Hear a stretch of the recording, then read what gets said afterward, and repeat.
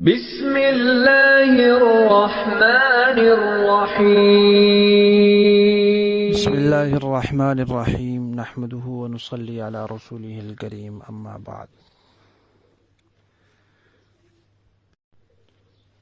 رسول اللہ صلی اللہ علیہ وسلم کے چچا زاد بھائی حضرت عبداللہ بن عباس رضی اللہ تعالی عنہما فرماتے ہیں کہ نبی کریم صلی اللہ علیہ وسلم نے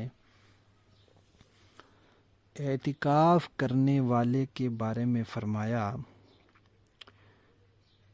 کہ وہ گناہوں سے اعتکاف کرتا ہے، یعنی گناہوں سے بچا رہتا ہے اور اس کے نامہ اعمال میں ساری نیکیاں لکھی جاتی رہتی ہیں۔ اعتکاف اصل میں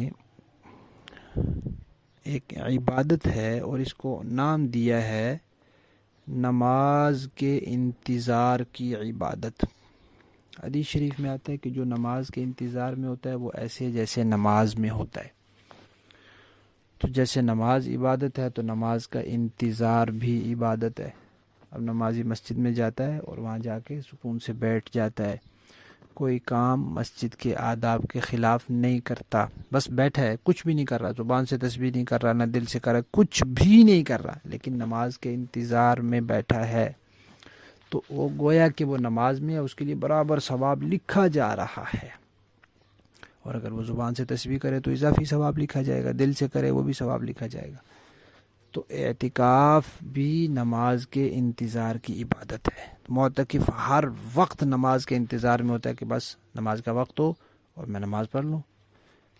وہی مسجد میں ہی ٹھہرا وہ باہر نکلے ہی نہیں، ایک نماز پڑھی اب اگلی نماز کے انتظار میں ہے، وہ پڑھی اب اگلی کے انتظار میں ہے۔ تو اچھا، ایک تو یہ بات ہے۔ دوسری بات یہ کہ مسجد میں ہونے کی وجہ سے وہ بہت سے گناہوں سے بچ جاتا ہے جن میں مسجد سے باہر نکل کے انسان مبتلا ہو جاتا ہے۔ بد نظری میں انسان مبتلا ہو جاتا ہے، باہر کے لوگوں سے لڑائی جھگڑے میں انسان مبتلا ہو جاتا ہے، اور 100 قسم کے گناہ باہر ہوتے ہیں، انسان ان میں مبتلا ہو جاتا ہے۔ مسجد میں ان سب سے بچا رہتا ہے۔ لیکن اس کا یہ مطلب نہیں کہ مسجد میں کوئی گناہ ہو ہی نہیں سکتا۔ مسجد میں بھی کئی طرح، وہاں غیبت کرے گا تو یہ بھی گناہ ہے، وہاں کسی کو تکلیف پہنچائے گا اعتکاف کی حالت میں تو یہ بھی گناہ ہے۔ ان سے خود بچنے کی کوشش کر لے، باقی گناہوں سے وہ اس طرح بچ گیا ہے۔